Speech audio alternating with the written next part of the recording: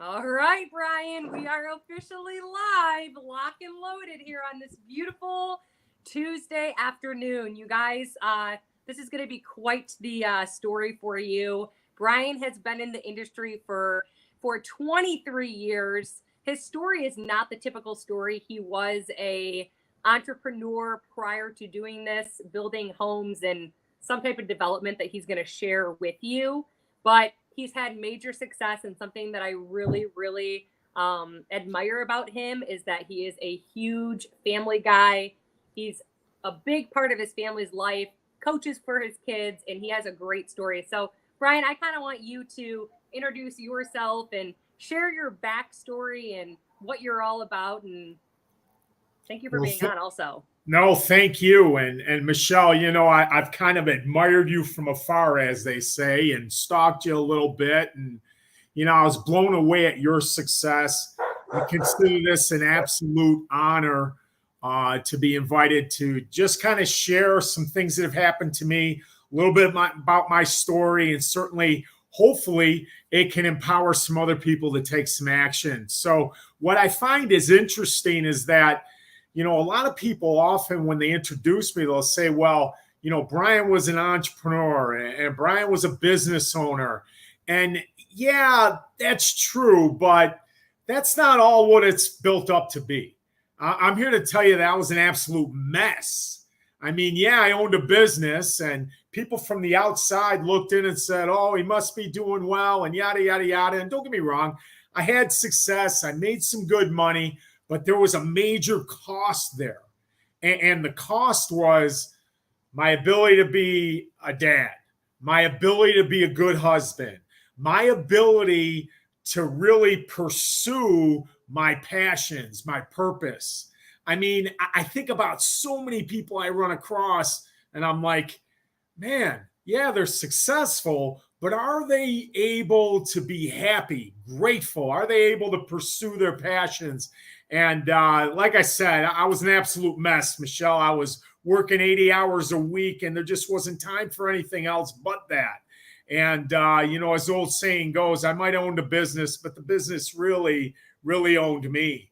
And, long story short, I was introduced to our industry. Man, you make me feel old, but about 23 years ago. And like a lot of people, when I looked at it and when somebody approached me, I was like, come on. I'm not really interested in one of those things. I often said to people, you know what? Does anybody really do that? And I was one of these guys that just was, his ego was too big to allow him to take a look at it. But then I started to realize, you know what? I'm pretty miserable. Maybe there's something here. And like a lot of people, I took a look. There were a couple of things that jumped out at me. Number one, my life was very different from the people that I had met. You see, the people I had met, they were happy. They had good family lives. They had a good marriage. It looked like their life was somewhat put together and they were able to have freedom to do some things that they wanted to. And when I looked at that, I said, man, my life is nothing like that. Maybe they got something here. And I looked a little deeper. I often tell people, Michelle, I say, you know what? Take a look. And if you like what you see initially, take a little deeper look. Yeah. And what I found was the deeper I dug, the more I liked. And I was attracted to it. The idea of being able to have the income and have the time to be able to do what I wanted was something that I desperately, I needed it. I desired it. I wanted that bad. And I was truthfully willing to do most anything to obtain that. Fast forward, my life is extremely blessed. Yeah. So Brian, I had to back up to yeah. for the business owner. I always had this dream that I wanted to own my own business. I have my cosmetology license. I was really good at cleaning houses. And my husband, Jeff, he was like, Michelle, you don't know what it's cracked up to be. Because in that I teach fitness at the gym. I'm like, maybe I should open a gym and just everyone would come. He's like, you're the one that's going to be there on the holidays. You're going to be there 12, 14 hours a day. You are married to it. And the same with doing hair. I grew this huge salon in my house and I worked from 8 a.m. I called it till faint all day, every day. When I didn't work, I didn't make money. And I was very skeptical, just as you were as well, being an owner of a business, being able to know that I had such a big clientele with cleaning houses that I could hire people underneath me. But then I caught the vision like you did. I caught the vision of, okay, but what about when I'm traveling? What about when, COVID, we didn't know it was going to shut down, but when the world shut down or my daughter's called home from school, like I'm not making any type of income and I don't have the flexibility and the freedom to be like, well, sorry, business, we're closing the doors today because I just can't be here. So I really love that you say that, because so many people look at people and are like, they're just killing it, man. They make so much money. You know how many hours a week those people have put in and how much money they have fronted before they even made a freaking penny. And that's what kills me about this industry is you can open your business doors for $150. People don't treat it like a business. But then the people who pay $400,000 for the restaurant, who treat it like a business, they don't make their first profit until year 4 or year 5. Could you imagine that? Where people here come in and can make $400 or $500 a month, starting right outside of the gates.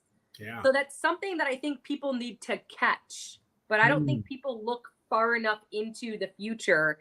Does that make sense? Like, you know what I mean? Like, absolutely. I mean, I'll make 2 comments to what you said. The first one was another big thing was just a simple family vacation. Michelle, I couldn't go out of town. I was afraid everybody was going to rip me off because I was the magic. I had the ability to go on a vacation. The first 2 days I had fun. Days 3 through 7, I'm looking at my phone, I'm calling, and it's just nuts. So, little lifestyle pieces that bring some happiness that a lot of people take for granted. I mean, a vacation for a week, even going to Florida, I live in Western New York, was just, it was a chore. I wasn't sure I could even do it. The second thing I'll add to you that is think about the cost of entry in most businesses out there. Whether it's inventory, whether it's a lease, maybe it's a franchise, you're paying $100,000, $200,000 for the ability to pay somebody else 10% off the top. I mean, in today's day and age, and even when I was in business back then, I mean, there's a lot of outlay, a lot of stress. So what's interesting is when I looked at this business, one of the, I guess, advantages that I brought to the table is I had the ability to treat it like a business.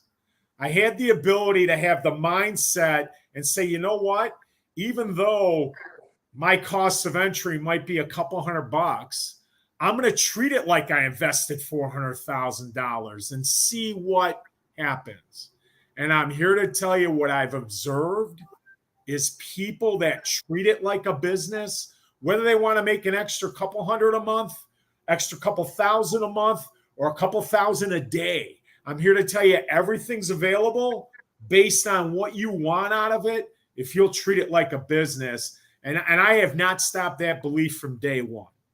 I love that. But Brian, people would look at you and say, you're like this guy who was a business owner of building homes. You probably didn't have Instagram then and TikTok and Facebook and all the things. I mean, same with me. 5 years ago, I didn't have TikTok, Instagram, or YouTube. So saying something like that, that's a big objection that a lot of us have, including myself. Like how did you overcome that?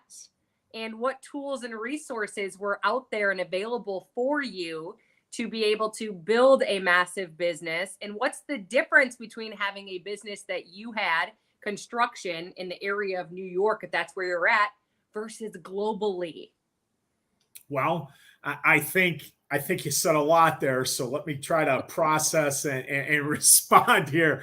Number one, I think that our business is really at its base level. It's all about a relationship and a conversation. Now, how we had a conversation when I originally joined the industry is vastly different than what we're able to do today. And mind you, what we're doing right now wasn't even available. I know. Okay, so that shows you where I'm going to age out. Did you guys like write notes on rocks? Like, totally curious.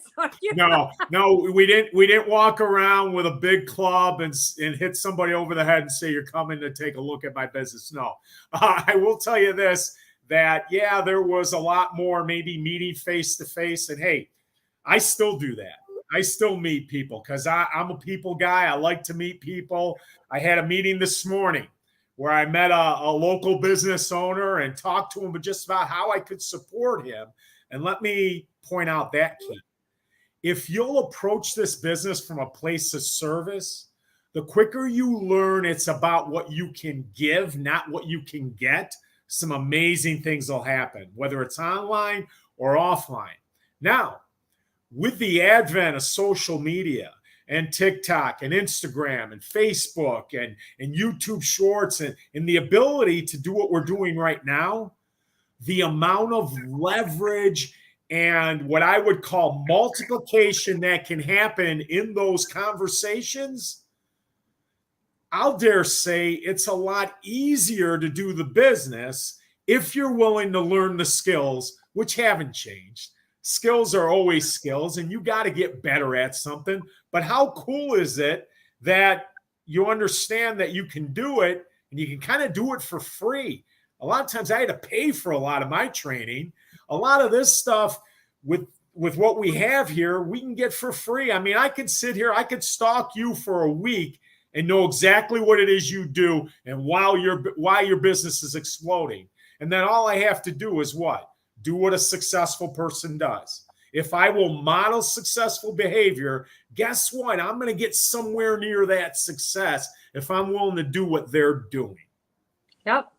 That's why I always tell people prerequisites. It's the weirdest thing ever is coachable, willing, and you're hungry. You know what I mean? Like you have to have those three things. And I really thought, working full time as an HR specialist, getting my college degree was going to be my dream career. You know what I mean? I was so excited. In my first year, I was miserable. And my mom just kept telling me that I had to give it 1 year. And on that 1 year, they were eliminating positions. And mine happened to be the one that they were eliminating. But it was the greatest thing that ever happened to me in my entire life of living.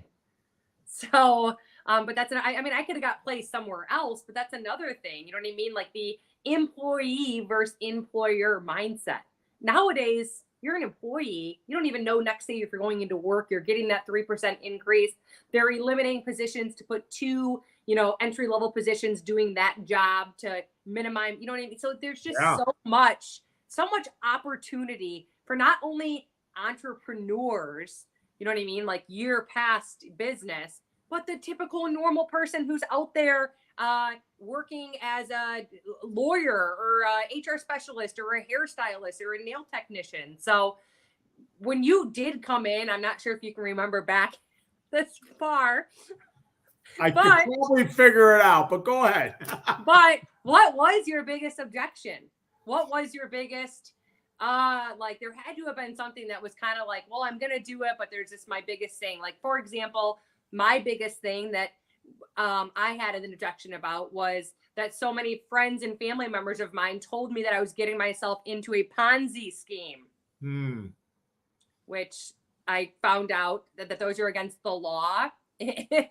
So they really didn't have the quite best information. Granted, it's 5 years later, and here we still are. I kind of, I will tell you this, that what I have found is, I often tell people, Michelle, I say that the hardest person to be brutally honest with, the easiest person to fool, that's another way to say it, is the person in the mirror. I believe that we have a world out there that is hurting, that has a certain level of pain in their lives. I had a lot of pain in my life. So the objections, really, my pain overcame those. The pain allowed me to take a look. Now, once I took a look and I understood that, is this one of those things? I had the same kind of apprehension that a lot of people say, you hear all the time, do those things really work? Well, all you have to do is look around and get connected with enough people to know that they do work.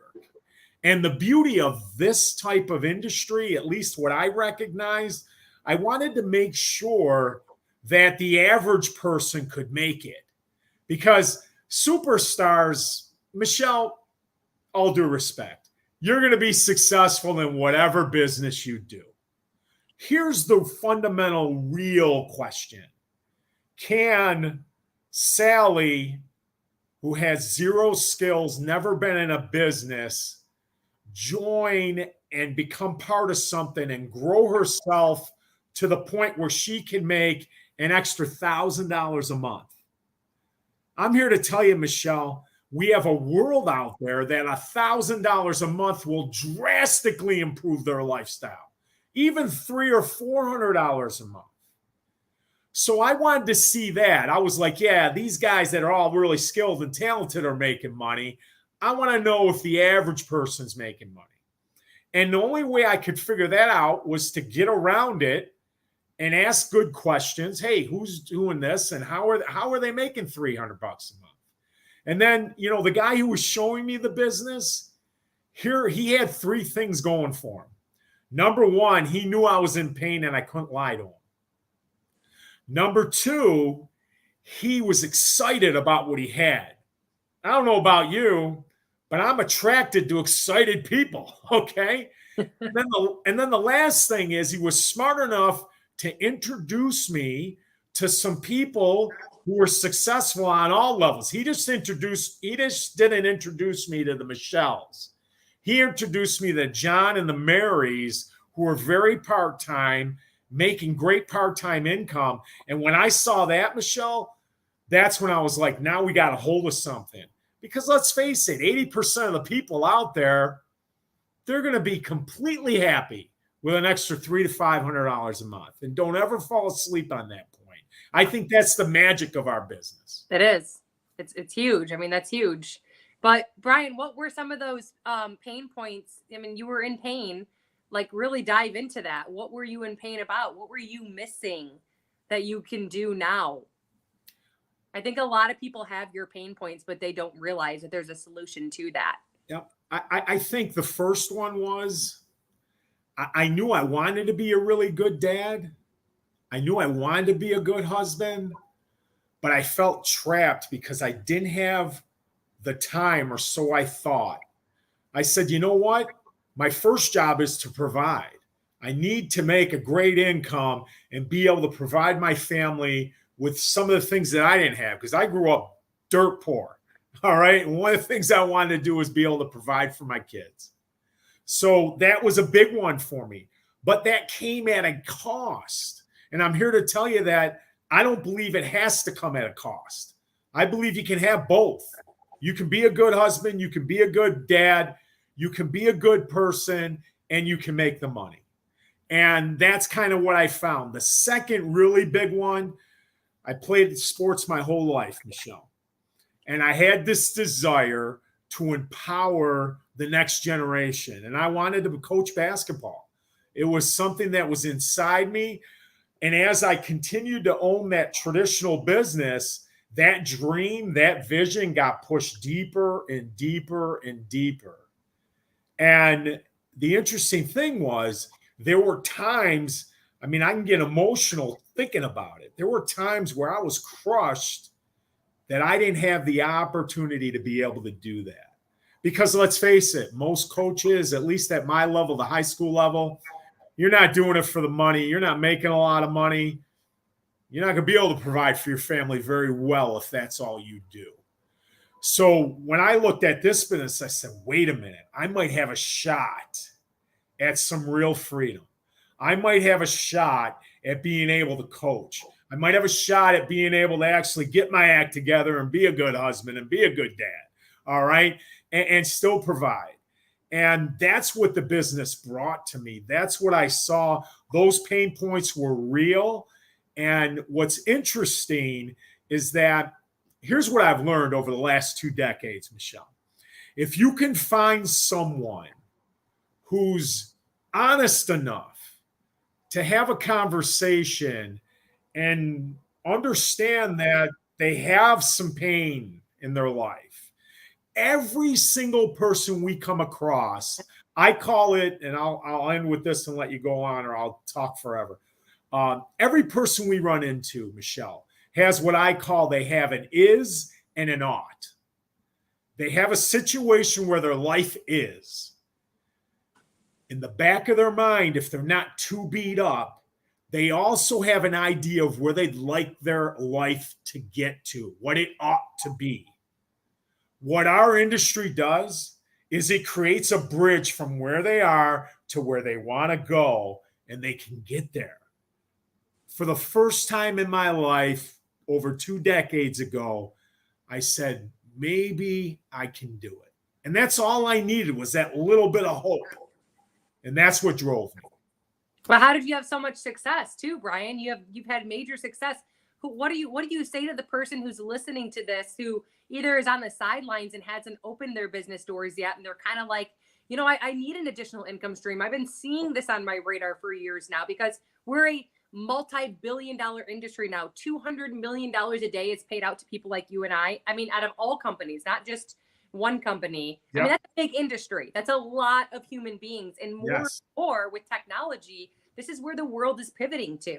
Just my mom just was in the hospital, and she had a robot who was a nurse. Do you know how many positions that's eliminating? We have our pizza joint in Michigan that delivered our pizza on Sunday in a freaking robot machine. Like, things are going to be eliminated. We need to be aware of these type of things. You know what I mean? So those kind of things, for the person that's sitting out there and either hasn't committed to, okay, I'm open to taking a look. Because I wasn't open for 5 years. Once I became open, I at least realized what I was saying no to. But the person who's just listening to their subconscious mind, or what they've heard in the air, or what they've heard from their brother-in-law or guardians, or whatever they want to say about it, they have no clue what they're actually saying no to. And then you have the people who are who've been in the industry a year or 6 months or 3 months, and they're unsuccessful. What is it that you have done, and what does it take to be successful in this business, even if it means they have 40 minutes a day to dive into and work their business? Well, there's a couple of things. You always ask a really big question with a lot of angles. I love it. The first thing I want to say is, when I hear you talk about the robot and the delivery and, everything that's constantly changing with the advent of technology, I'm reminded of the movie Shawshank Redemption. I don't, have you ever watched it? Nope. Oh my goodness. It's a phenomenal movie. You got to watch it with your hubby. But, there's a scene in that movie where the guy, he gets out of prison, and when he went in, there were no automobiles. Okay. All right. And he's on parole, and he makes a statement in that movie. He says, the world went out and got itself in a big hurry. That's where we're at today. This world went out and got itself in a big hurry. And I don't believe that the average person takes the time to invest the time and the effort to understand what they're saying yes or no to. The second piece is, they don't take the time to understand that success is a process. I didn't just roll into the business and all of a sudden earn a trip to the Galapagos Islands like I did. I had to pay the price, so to speak, and learn some things. I had to learn some skills. I had to be willing to kind of listen to my leader and say, hey, even though I might not understand what this person's asking me to do, I'm going to have enough faith to actually do it, because you know what? They're where I want to be. And that's a big point. I don't just blatantly follow people. I want to make sure whoever I'm taking advice from is where I want to get to. And in our business, it's so cool that there's a built-in incentive for the person, the guy or the gal who's killing it, to tell everybody how they did it. Why? because they're able to earn an override. All right. So there's a built-in situation. And now when you take a look at the advancement of technology and everything that we've got here, I mean, you can't find you cannot, let's put it this way. If you want a topic to learn, you'll be hard pressed to not be able to find an expert who will tell you exactly how to do it. So when I bring a person into the company and I sit down with them and they'd say, you know, listen, I've only got about a half hour. I had a lady, she said to me, I got about 20 minutes to a half hour a day. I can do this. Can I really make a couple hundred a month? I said, I think you can do that and more. And here's how. I mean, are you kidding me? If all you did was learn a social media strategy, how long does it take to reach out to just 10 people on a social media strategy or a text, whatever your mode is? How long does that take? I think you can reach out to 10 people with, whether it's a voice clip or what have you, in probably about 15 minutes. You could do all of that, the caveman style that Brian does. Now, you do it Michelle's way, you might do it in 5 minutes. All right. So there's no excuse for time now. And let's face it, there are a lot of people out there that are hungry for people to make a difference in their lives. I think people really lack 2 or 3 things today. Everybody. I can say this about everyone. What are they looking for? Number one, they're looking for community. They want to belong to something. Number 2, they're looking for something that can give them some sort of a reward, whether it's significance, growth, income. Maybe it's just an extra hour to play with their kids. How many people do you know out there that if I looked at them and said, listen, I can give you an hour a day extra to play with your 2 little ones, would you listen to me? There's not a person that's going to say no to that. They'll listen to you. So the whole idea of taking a peek, a couple of things I've learned, it's really not a matter of getting people to do what you want. It's really being able to ask a better question. So maybe rather than ask, hey, Michelle, will you take a look at my business? Maybe say, hey, Michelle, if I could show you a way to spend an extra half hour or an hour with your daughter, would you give me 15 minutes? You see, that's a better question. It might not be the best question, but it's a better question. Make sense? Yeah, Brian, you make the hair on my arm stand up. Super inspiring. Thank Wow. You. So you're making me blush. So, Brian, what do you think that we should leave these people with? Like, what's your advice to the person who is on the sidelines? Like, I don't know if I should do this or if I shouldn't. Oh, actually, back up. I want to talk to you about one more thing. You were previously, like myself, with a different company. Okay. What and why did you become led to? Brian and I actually, we aren't even whatever. We're connected. We're part of the same company, but that's it. Like, he's not like my, downline, upline, sideline, whatever. And that's the beauty of this. Like, we both just come on and kind of give free training to people to help them, inspire them, and add value, like Brian had mentioned. So, Brian, talk a little bit about your past, and when you did make that pivot, why and where did it lead you to? And then I'll kind of share my story as well. And then I'll tell you, I spent 19 and a half years with one company. Was blessed. I'm grateful for my time there. They went through some changes that I didn't have control over that limited my opportunity literally overnight. And I started to say to myself, can I continue to talk to John? Because I could still be there making great money. But can I continue to tell John and Mary they can make X, Y, or Z? Can I continue to say that? And the answer was no. So from an integrity standpoint, I had to step away.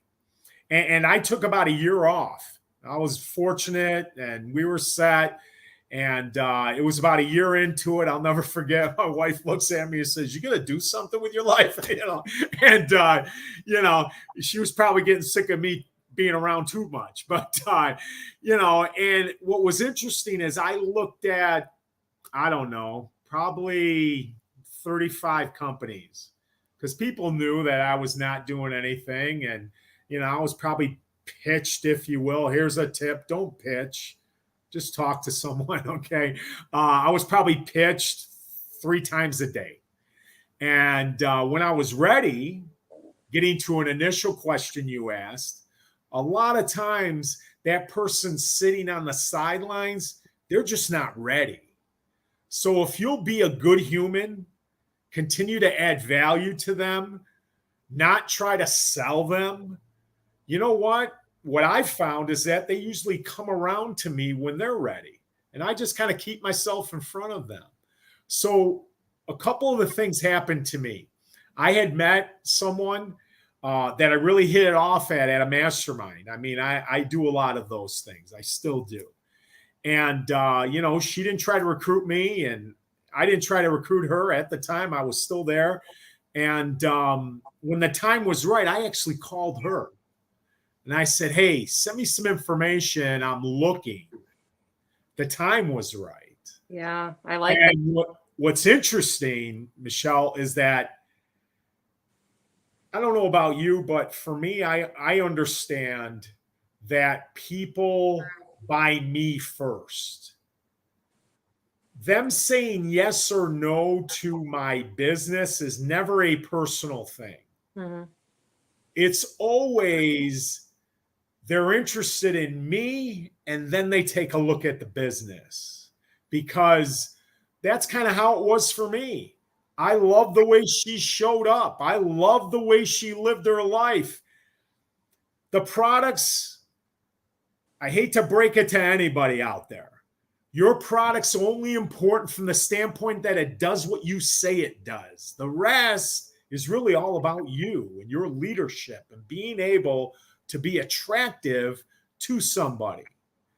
I ask myself this question every day, Michelle. I've asked it for 23 years every day. I say to myself, "Brian, would you recruit Brian?" I would. Because I understand. Thank you. Because I understand that I'm 100% responsible for my business. I'll leave you with this one last piece. I was on a Zoom yesterday with a guy who's an industry leader. He's a guy that I absolutely hope that I can become half of. I was on it too, I think. He said on that Zoom, he said, "You know what? We want to get to the point where our businesses are interdependent, meaning they're as important from a dependent standpoint as you and them." And that's the beauty of our industry. Listen, when the water rises in the harbor, all the ships rise. I don't make a dime off of Michelle's business. Michelle doesn't make a dime off of my business. Why am I here? I respect her. I think she's dynamite. I know she's killing it. And the last thing is, if I can provide value to her, her team, and I hope she goes out today and recruits 1,000 people. I honestly do. When that water rises, guess what? Brian's in the harbor. Brian's in the harbor. His ship's going up too. Wow. I'm not sure if you can see the comment section, but they're on fire. All right, guys, can we all give a huge shout out? Brian, where can they find you? I think you need to start a podcast. I do. No, seriously. So that needs to be on your next to-do list. You need a podcast. I'm writing it down, Michelle. Yeah. Thank you. Yeah, literally, because I could sit here. This is one of my longer podcasts, 34 minutes, and I could sit here and keep going back and forth, back and forth, back and forth. So how can people get a hold of you? Well, they can find me on Facebook, Brian Ellsworth. They can find me on Instagram, Brian Ellsworth. And I'm venturing into TikTok this week. Yep, he is. He's going to totally crush it. I'm going to help him get set up. Brian, thank you so much. It was so much fun. You got Thank me you. so fired up to get out there and freaking crush. All right, bye.